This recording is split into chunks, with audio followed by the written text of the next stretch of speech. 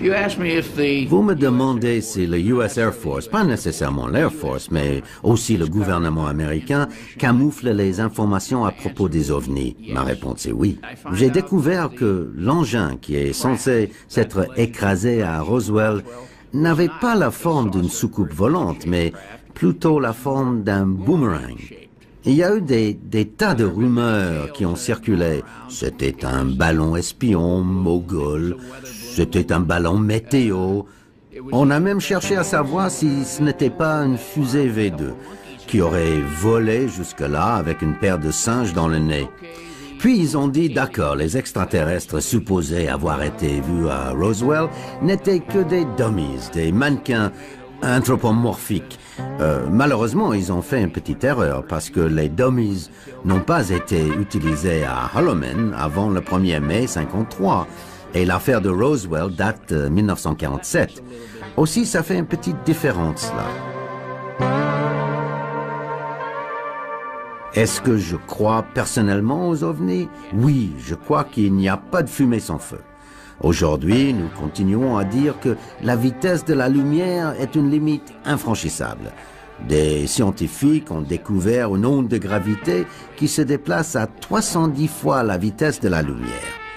Si elle voyage à cette vitesse-là, les vastes distances entre nous et les systèmes solaires les plus proches ne sont plus aussi vastes que ça. Je crois qu'il y a quelque chose derrière tout ça. Maintenant, est-ce que ce sont des engins de notre planète, des engins de notre dimension, des engins pilotés par un groupe secret d'aviateurs, du US Air Force? Je n'ai pas la réponse, mais... Il y a un souci dans l'histoire de Baumgartner, c'est que qu'est-ce qu'on fait de Yuri Gagarin, premier homme de l'espace? Qu'est-ce qu'on fait de Yuri Gagarin qui, lui, va faire la première rotation autour de la Terre en un peu moins de 2 heures, va faire une chute avec sa nacelle, qui à l'époque c'est une boîte de conserve, c'est pas du tout la nacelle de Félix, hein, c'est pas la nacelle Red Bull. Il fait cette chute, le bouclier de la nacelle se retrouve dans le mauvais côté, la nacelle prend feu, tout est incandescent, il est entouré de flammes, et en plein milieu de sa chute, il fait exploser les boulons de la fermeture de son module. Ça ne marche pas bien. Toujours dans cette chute-là, voici notre Yuri Gagarin en train d'ouvrir le sas à coups de botte. Il faut se représenter ça, il faut imaginer ça. Il a une combinaison qui n'est pas du tout celle de la NASA. Il arrive à s'extirper de ce module très étroit. Et le voilà qui saute du module qui est en pleine chute et qui ouvre lui-même son parachute et qui va atterrir sur le sol soviétique, etc. J'étais très étonné qu'au moment de l'exploit de Félix Baumgartner, personne ne fasse référence à Gagarin, qui avait fait un exploit autrement plus complexe, beaucoup plus dangereux, périlleux, et qui lui-même était revenu de l'espace, premier homme de l'espace quand même, en parachute. C'était la première interrogation. Et je me suis dit, mais est-ce que c'est cet oubli? Est-ce que c'est l'aveu d'un premier mensonge lié à la conquête spatiale? Parce que finalement, il y a, avec l'affaire de Yuri Gagarin, ce premier homme de l'espace, il y a quand même beaucoup de questionnements qui se posent. Là, par exemple, le fait que sa vitesse de rotation ne correspond à aucun vol orbital en réalité. Depuis, on a le recul et on sait qu'en 1h48, sa période de rotation autour de la Terre ne correspond à rien. On sait par exemple que quand il a annoncé qu'il était au-dessus des États-Unis, parce qu'il avait un hublot qui lui permettait de voir la Terre, il annonce qu'il est au-dessus des États-Unis et en réalité, il l'annonce à l'avance. Il n'est pas encore au-dessus des États-Unis au moment où il le dit. Il va dire également, il va décrire les côtes d'Amérique du Sud, il va donner des détails du continent d'Amérique latine, et on va s'étonner parce qu'il ne peut absolument rien voir de ce qu'il décrit, puisque quand il passe au-dessus de l'Amérique du Sud, il fait nuit. Et il y a des tas de choses comme ça, par exemple, et ça je pense que c'est la la première bizarrerie de cette histoire, de cette aventure, c'est que Yuri Gagarin, qui est le premier homme de l'espace, et qui donc va être le premier homme à voir de ses yeux la Terre depuis l'espace, ne va pas emporter avec lui d'appareil photo. Et il ne prendra donc aucune photo, il n'existera aucune preuve de son exploit. Quoi qu'il en soit, quelle que soit l'hypothèse, soit celle des soviétiques qui ne veulent pas montrer ce qu'ils ont vu, ou l'exploit de Yuri Gagarin qui n'a pas existé, de toute façon, il y a mensonge. Toujours est-il que on est en pleine guerre froide, on est en 61. Vous pensez que les Américains, qui savent très bien les différentes anomalies dont je viens de parler, vont crier au mensonge, vont dire que c'est une imposture? Pas du tout. Kennedy va féliciter Khrouchtchev. Gagarin donc sera accueilli comme un héros soviétique, le grand héros soviétique qu'on connaît, et Kennedy va lancer la course à l'espace, la course à la conquête spatiale. Et je pense qu'avec l'exploit de Gagarin, c'est la boîte de Pandore du mensonge qui s'est ouverte, et que les deux superpuissances sont entrées dans un engrenage de mensonges qui les a conduits, menés jusqu'à l'histoire que nous connaissons aujourd'hui. Les documents qui sont à notre disposition nous permettent d'affirmer que cette lutte entre les deux blocs était en réalité un combat de catch arrangé à l'avance et scénarisé de bout en bout. Le mensonge de la conquête spatiale commence ici, en 1961. D'après l'ancien capitaine de l'armée de l'air Robert Collins, ces plans du génie civil montrent les entrées d'un vaste complexe souterrain composé de tunnels et de chambres fortes. En croisant les données qu'il a accumulées en 25 ans de recherche avec les informations qui lui ont été transmises par une source anonyme, Robert Collins décrit ce qui d'après lui se trouve sous terre. Tous ces tunnels et ces chambres fortes sont complètement indépendants de la base Wright-Patterson. Ils sont à 20 mètres sous terre. Puis il y a une couche de roches calcaires de 3 à 5 mètres d'épaisseur. Donc ça descend jusqu'à presque 25 mètres. Et ça fait à peu près 200 mètres de long.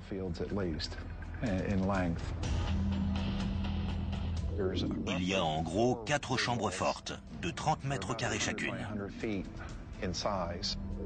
Il y a de la moquette dans les tunnels et vous pourriez les traverser en pick-up. Mais pour lui, le plus remarquable, ce n'est pas cette base souterraine en elle-même, mais ce que l'armée y a caché et y cache peut-être encore. Dans ces chambres fortes étaient entreposés les corps des aliens. Il y avait tout le matériel cryogénique nécessaire pour conserver ces corps. Il y avait des tables d'examen et du matériel pour effectuer des tests biologiques. L'armée de l'air a refusé que nous interrogions un des responsables de la base, mais le député Michael Turner nous a confirmé qu'il y avait en effet de nombreuses informations classées secret défense sur le site militaire et qu'il y avait une bonne raison à cela. La plupart des activités de la base sont classées secret défense, car elles ont besoin d'être protégées. Ce sont des projets en cours de développement, des recherches sur des aptitudes pour l'avenir, ou même comment on voit nos adversaires potentiels. Un communiqué qui nous a été fourni par l'armée précise qu'au moins une étape dans le développement de quasiment tous les avions de l'armée de l'air américaine a eu lieu à la base de Wright-Patterson. Il travaille sur le développement d'un matériau qui peut détecter et réparer tout seul ces fissures, ainsi que sur des avions de la taille d'insectes ou d'oiseaux qui seraient capables de voler en groupe. À ce jour, Carl Day reste un des seuls journalistes qui ait été autorisé à enquêter sur les ovnis dans l'enceinte de la base militaire. Beaucoup de questions restent sans réponse. Ce soir, nous allons essayer de faire le tri entre fiction et réalité. Ils m'ont dit, venez voir si vous trouvez quelque chose. C'était sur invitation de l'armée de l'air. Carl Day connaît les rumeurs sur les souterrains et demande donc à être escorté au niveau le plus bas du bâtiment 620. Le tunnel que j'ai emprunté n'était sûrement pas assez grand pour y rouler en camion. Il fallait se baisser parce que le tunnel était très bas. Il n'a pas trouvé de tunnel caché, mais ce qu'il va découvrir est encore plus troublant. C'était une petite mandibule, la mâchoire inférieure de quelque chose. Durant son reportage, Carl Day fait la rencontre d'un technicien dentaire d'un hôpital militaire situé à 25 km de la base, qui affirme qu'il a travaillé sur une étrange empreinte de mandibule provenant de la base. À l'époque, l'homme a si peur de raconter son histoire qu'il préfère rester anonyme. Je n'avais jamais rien vu de tel chez l'humain ou chez l'animal. Jamais. Aujourd'hui âgé de 81 ans, John Musgrove parle à visage découvert pour la première fois. Il ne me reste plus beaucoup d'années à vivre. Et si j'ai envie de parler de cette affaire aujourd'hui, c'est parce que je ne pense pas que le gouvernement dise un jour « Les extraterrestres existent. Ils sont venus sur Terre. » Musgrove explique qu'en 1979, 2 hommes en uniforme de la base de Wright-Patterson sont venus à l'hôpital pour obtenir le moulage d'une empreinte dentaire. Il n'y avait ni salive, ni sang, juste l'os. J'ai tout de suite compris qu'il s'agissait de quelque chose d'anormal. Je me suis dit, qu'est-ce que c'est que ça? Quand il termine le moulage, son patron lui ordonne de ne jamais parler de ce qu'il a vu. Il a levé la main comme ça, en tenant l'empreinte, m'a regardé, l'a broyé et l'a jeté dans la poubelle. Ensuite, il m'a dit, oublie ce que tu as vu, oublie que tu as travaillé ici, n'en parle jamais. Le moulage est cassé, mais John Musgrove va récupérer les morceaux et les recoller afin de pouvoir en faire une réplique. Convaincu qu'il s'agit de la mâchoire d'un squelette détenu à Wright-Patterson, John Musgrove en donne une copie à Carl Day pour qu'il enquête. Mais parmi les personnes à qui Carl Day montrera cette empreinte, aucune n'est en mesure d'en identifier l'origine. Je ne voulais pas qu'il arrive quoi que ce soit à cette empreinte, on ne sait jamais. Alors je l'ai mise dans un coffre-fort. Et c'est moi qui ai la clé.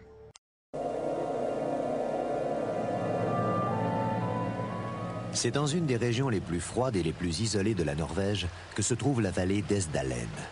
L'hiver y dure 8 mois et la température peut descendre jusqu'à moins 30 degrés. Une vie rude mais paisible dans ce petit bourg de Røros où le temps semble s'être arrêté. Et pourtant, en 1981, cette vallée sans histoire est devenue le centre d'intérêt de nombreux scientifiques. La première fois que je suis allé à Esdalen, c'était en septembre 1982, un an après les apparitions. Et là-bas, j'ai réellement vu ce que l'on racontait sur les ovnis de mes propres yeux. C'était une expérience capitale pour mes recherches. C'est en effet à quelques kilomètres de cette petite ville que plusieurs fermiers de la vallée ont observé à diverses reprises des phénomènes extraordinaires. Il n'y a que 150 habitants dans la vallée d'Esdalen. Les fermes sont très isolées et pourtant tous les témoignages concordent. Le 25 janvier 1981, à 16 h, il fait déjà nuit. Les journées sont très courtes en hiver. Comme tous les après-midi, Björn Lillvold descend vers son hangar pour y chercher des bûches. Quelques semaines auparavant, Björn a vu au loin des lumières étranges qui ne ressemblaient ni à des avions ni à des étoiles filantes et qui avaient disparu aussi brusquement qu'elles étaient apparues. Björn s'est demandé s'il n'avait pas rêvé, mais ce jour-là, il n'aura plus aucun doute.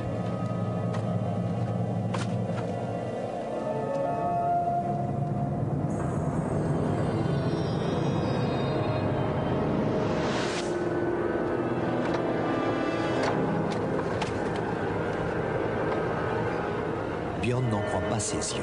À quelques mètres au-dessus de lui, un objet d'une luminosité prodigieuse glisse silencieusement dans le ciel et s'immobilise un instant.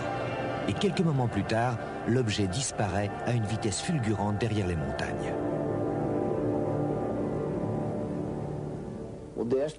L'objet est resté immobile, entouré de lumière diffuse. Très peu de lumière. Il s'est figé environ 5 minutes. Peut-être plus. Tout d'un coup, il s'est complètement illuminé. Puis il est monté droit dans le ciel, d'un seul coup. Il n'émettait aucun son. Cette nuit-là, Björn n'a pas dormi. Était-il le seul dans la vallée à avoir vu cet objet incroyable? Et le reverrait-il un jour? Le lendemain matin, à quelques kilomètres, un autre fermier, Jon Arvid, accompagné de son chien Chuck, s'enfonce dans la forêt pour couper du bois.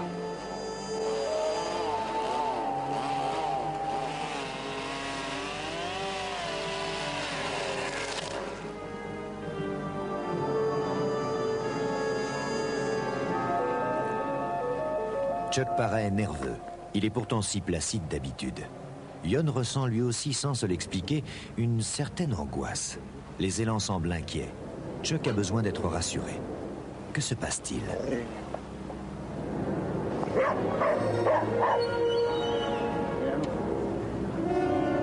Jon a déjà éprouvé la même tension. C'était il y a quelques semaines, juste avant d'apercevoir au loin des formes lumineuses dans le ciel. Il scrute l'horizon.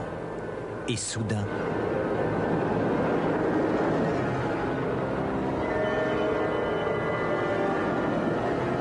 La forme gigantesque et luminescente ralentit, en passant au-dessus de lui, puis accélère brusquement et disparaît. Chuck tente de le poursuivre pendant quelques mètres.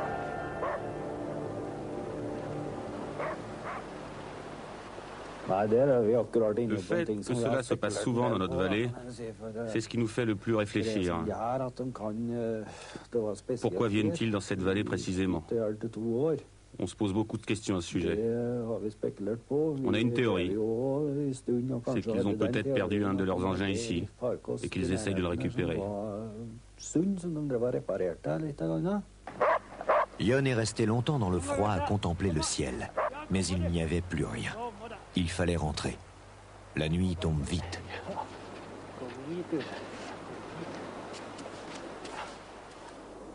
À quelques kilomètres de là, dans la petite ferme de la famille Meux, Hugues et sa femme Marie ont fini le travail de la journée.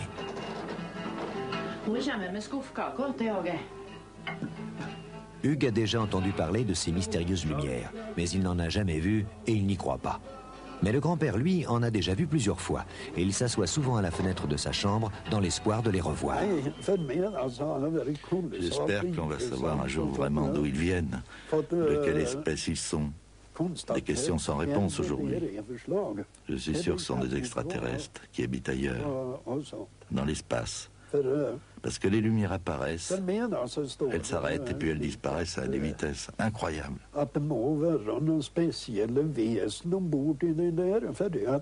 Ce soir-là, le grand-père est à son poste d'observation. Va-t-il enfin revoir ces objets lumineux qui le font tant rêver? Il est 17h. Rien d'intéressant à la télévision. Hugues en profite pour enfin réparer le verrou de la cave.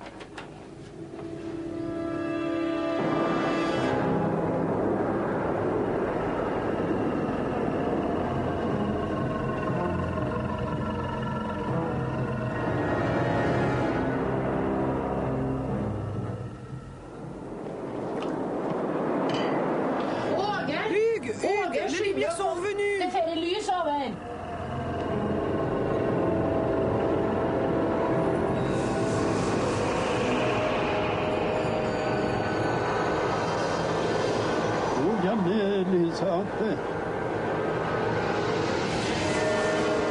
Le grand-père est fasciné. Les lumières ne sont jamais venues si près. C'est la première fois qu'il les voit aussi nettement.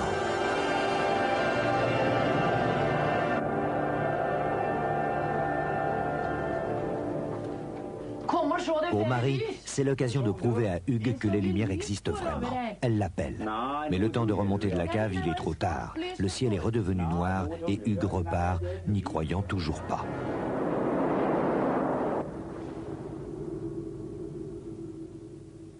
Hugues, lui, il ne croyait pas du tout ce que je disais. Il ne croyait pas non plus mon père. Et à chaque fois, il préférait aller se coucher le soir plutôt que de venir observer le ciel avec nous. Ce soir-là, Marie et son père vont tenter de convaincre Hugues. Mais il reste toujours aussi sceptique. Pourquoi seraient-ils les seuls dans la vallée à voir ces lumières insolites?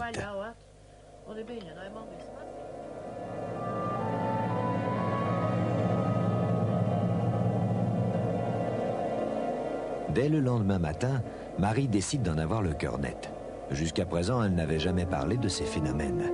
Mais ce jour-là, elle téléphone aux fermes voisines.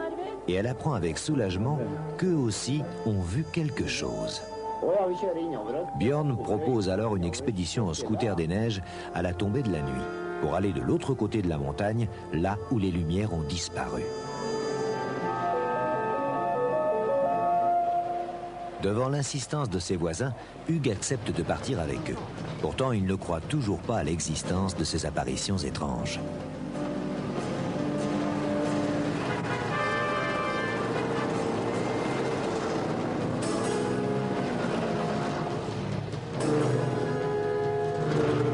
Il est 16 heures. La nuit est glaciale.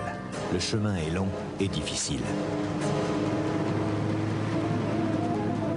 Pour accéder au plateau qui leur offrira la meilleure vue sur la vallée et la montagne, il faut quitter la route et couper à travers bois. Au bout de 3 quarts d'heure, Hugues veut abandonner. Il a froid, il est fatigué et ils sont encore loin. Le jour de l'expédition, je suis resté sceptique pendant tout le trajet jusqu'à la montagne. Même lorsque nous sommes arrivés dans la vallée, j'avais envie de faire demi-tour et de rentrer à la maison. Surtout que le temps était assez mauvais. J'étais sûr qu'on ne verrait rien. Mais les autres veulent continuer. Hugues doit céder.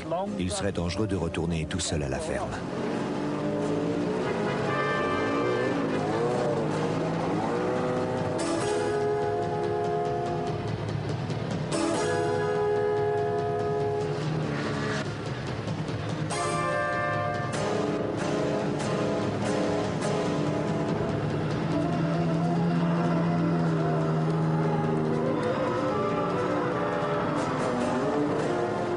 Une demi-heure plus tard, ils ont enfin atteint le plateau et leurs efforts seront récompensés. Les 3 hommes vont assister à un spectacle qu'ils n'oublieront jamais.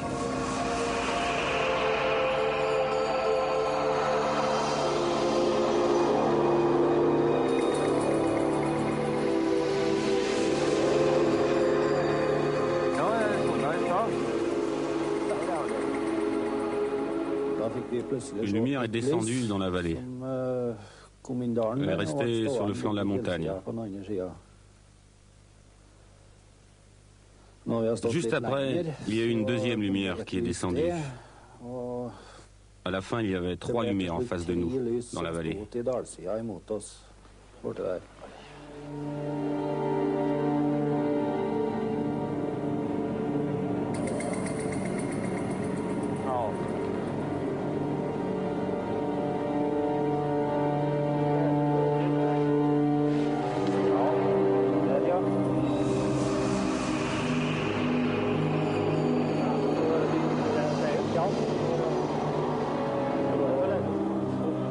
Hugues, captivé par ce balai de lumière, comprend enfin que Marie avait raison.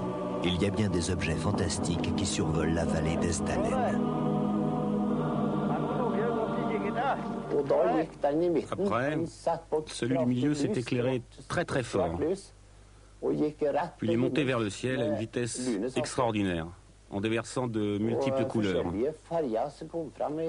Et lorsqu'il est arrivé très haut, l'un des autres objets est descendu. Il a pris la place de celui du milieu.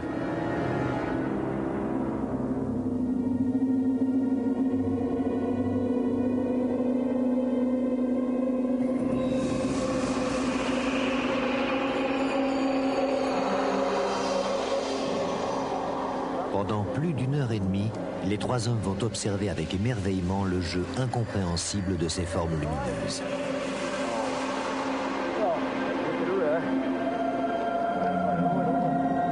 Essaient-elles de leur transmettre un message? Sont-elles, elles aussi, en train de les observer? Transis de froid, ils doivent à regret quitter les sublimes lumières qui les ont enchantés pendant plus de 2 heures. Björn, Hugues et Jon n'ont pas été les seuls témoins de ces apparitions mystérieuses. De l'autre côté de la frontière, en Suède, de nombreuses personnes ont fait les mêmes observations. La télévision suédoise a diffusé un flash spécial sur ce phénomène. Certains témoins l'ont photographié. Des formes lumineuses ont été aperçues jusqu'à 150 km de la frontière norvégienne. Un des objets a même été filmé. Astronomiska experter och försvarsstaben hävdar att folk har sett förklarliga ljusfenomen. Au cours des mois suivants, les témoignages se sont multipliés. Devant l'ampleur du phénomène, en 1984, après un an de préparation, une équipe de scientifiques scandinaves, en collaboration avec l'armée norvégienne, va installer une base d'observation dans la vallée d'Esdalen.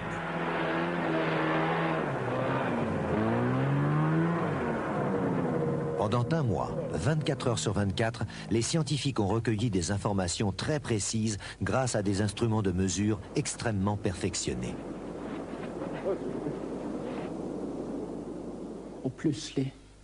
Et tout à coup, les lumières sont arrivées. On était extrêmement surpris, car on ne s'attendait pas à les voir lors de notre premier jour d'observation.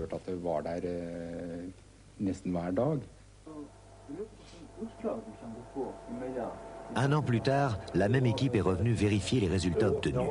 Les conclusions des deux projets Esdalen sont étonnantes. Certaines formes lumineuses observées dans la vallée atteignent jusqu'à 30 000 km/h. Elles ne peuvent provenir ni de phénomènes naturels, ni d'objets fabriqués sur Terre. Un troisième projet d'observation est en préparation. Peut-être apprendrons-nous enfin la véritable nature de ces objets volants non identifiés, qui continuent d'illuminer mystérieusement le ciel de la vallée d'Esdalen. Bon, alors naturellement, quand on voit ce que l'on vient de voir, on a effectivement du moment extraordinaire.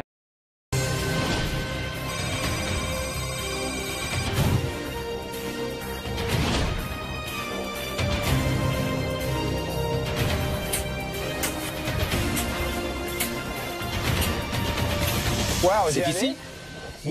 Incroyable, tu as vu la taille, Kevin? Oui, c'est imposant.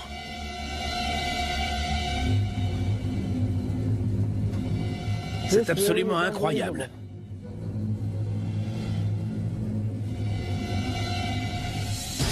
Nous avons un diamètre de plus de 30 mètres ici. C'est une structure très solide. Il ne ressemble pas à un château d'eau, ni à un support de tour de refroidissement. Celui-ci est recouvert de plâtre. Et je pense qu'ils l'ont même repeint avec une peinture camouflage. Un autre élément étrange, c'est qu'il est renforcé de manière inhabituelle, ce qui indique qu'une forte pression était exercée dessus. Vous voyez ces armatures? Vous pensez qu'un important dispositif a été testé et que ce henge était une plateforme? Il a pu servir pendant les tests de la cloche d'Iglok.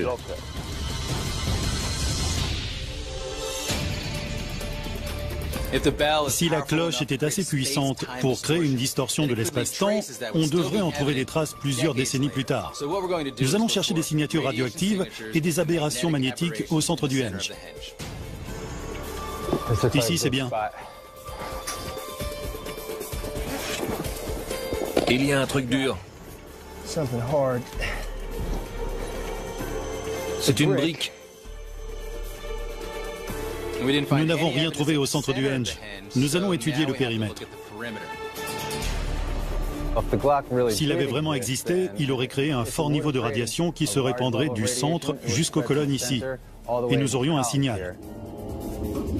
Mais après toutes ces années, je ne suis pas surpris de n'avoir aucune donnée inhabituelle.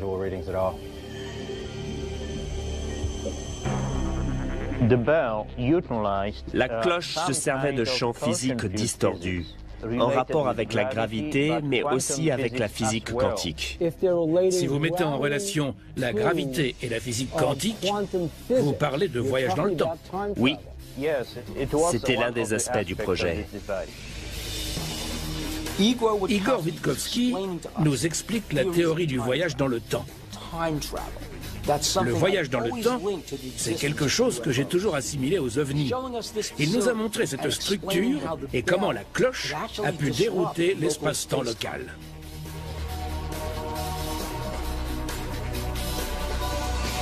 À l'intérieur, il y avait 2 tambours en métal. Ils contenaient du mercure.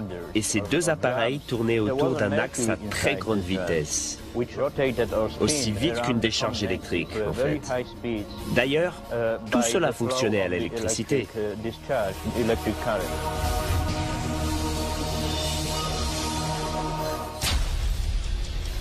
Quelle importance cela avait-il pour le haut commandement allemand?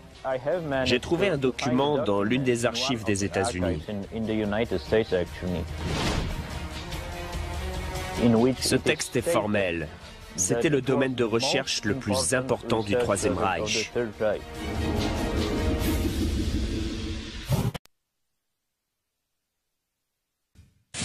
Could you expound a little bit on the free energy technologies that are being kept hidden that we all need to know about that will free us from fossil fuel slavery? Yeah, in my book I quote from Dr. Michael Wolff, who worked in the underground facilities in Nevada and Arizona.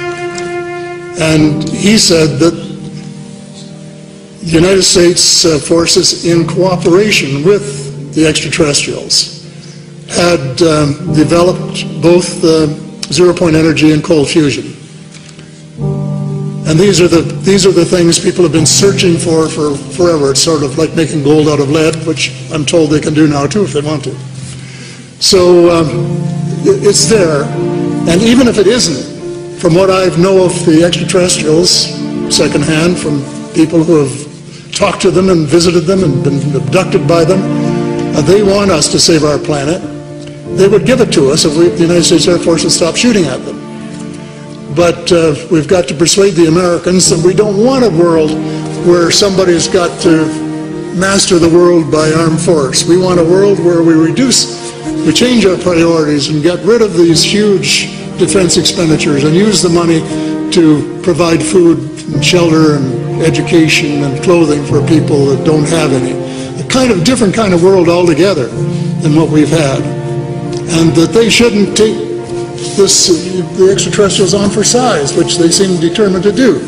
But this is an interesting point. General Eisenhower said, beware of the industrial military complex. What he was really referring to was the fact that he had lost control of ET File. Nelson Rockefeller, it's an interesting name, he had hired him to work out who would run the thing. And a lot of the responsibility was turned over to private enterprise. So that the government of the United States has lost control of a whole pile of stuff that's going on out there. The President of the United States doesn't even know what's going on out there. And if he wanted to know, they would just say, Mr. President, you don't have clearance for that project. This is, what it is. But getting back to the point, either the technology exists, which I believe, or they would give it to us if we treat them like friendly neighbors and collaborators in the cosmos instead of as enemies that they were originally designated. Then there's no doubt that we could change the system in 10 years, which is about what we have to do if we change the banking system too. So we've got the money in order to be able to do it.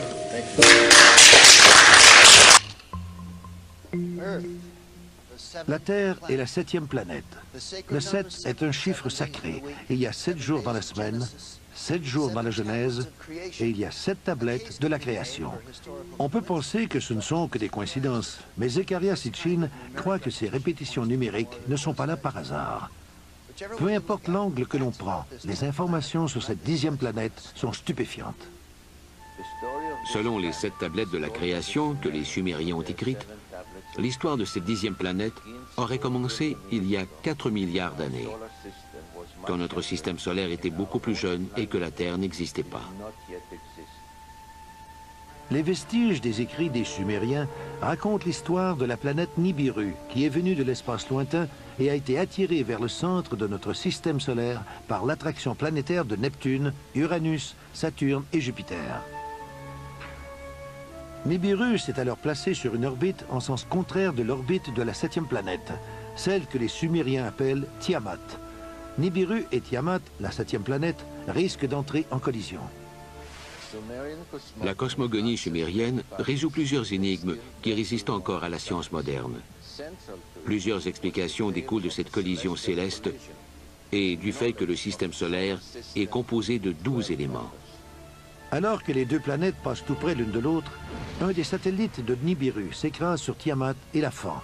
Des collisions subséquentes détruisent complètement l'une des moitiés de Tiamat, dont les débris vont former la ceinture d'astéroïdes. Les textes sumériens et la Bible donnent le nom de firmament à ces débris. L'autre moitié de Tiamat devient la Terre.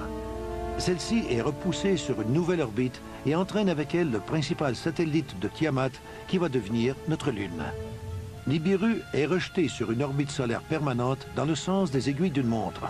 La 12e planète de notre système solaire revient près de la Terre tous les 3600 ans. On retrouve des échos de ce récit de la création dans toutes les anciennes cultures, et il constitue une partie du savoir scientifique que l'on retrouve dans l'Ancien Testament, dans l'histoire de la création présentée dans la Genèse. Les Sumériens ont dit qu'il y avait de l'eau sur Io et Europe, des lunes de Jupiter. C'est un fait confirmé. Ils ont écrit qu'il y avait de l'eau sur Encelade et Thétis, deux des lunes qui tournent dans les magnifiques anneaux de Saturne. Les découvertes de la NASA confirment les déclarations des Sumériens et viennent donner un éclairage nouveau à l'expression biblique « eaux qui sont au-dessus ». La comète de Halley, qui voyage dans l'espace, confirme elle aussi l'expression « eaux qui sont au-dessus ». Cette comète, de près de 4 milliards d'années, a un noyau de la grosseur de l'île de Manhattan. Ce voyageur mystique rejette de l'eau à un rythme de 30 à 70 tonnes à la seconde et peut continuer ainsi encore pendant des milliers d'années. La pensée scientifique contemporaine affirme, mais avec prudence, que la vie serait arrivée sur la Terre sous forme de substances chimiques apportées par une comète qui aurait frappé la Terre. What we are trying to find out in the meteorites is to see whether there are any of these molecules related to life. There are certain molecules like the amino acids which may be described as the building blocks of life. Une autre théorie scientifique, la panspermie dirigée, suggère que la vie sur Terre a été semée par une race d'êtres en provenance de l'espace. Ce serait un geste délibéré d'une société d'un autre monde. Selon la Bible, la création de l'humanité est venue à la fin d'une longue liste. Que les eaux produisent en abondance des animaux vivants et que des oiseaux volent sur la terre vers l'étendue du ciel. Dieu créa les grands poissons et tous les animaux vivants qui se meuvent. Ce n'est qu'après cela que Dieu créa Adam. Adam arrive dans les dernières pages de l'histoire de la création. Les Sumériens disent que ce sont les Anunnaki qui ont donné la vie aux humains. Selon les textes sumériens, il y a 445 000 ans, les Anunnaki ont envoyé des androïdes en éclaireur sur la Terre en prévision d'un voyage futur. 150 000 ans plus tard, les Anunnaki sont venus et ont créé l'être humain. Selon les Sumériens, nous aurions été créés grâce au génie génétique, par fertilisation in vitro, comme le décrit ce seau cylindrique.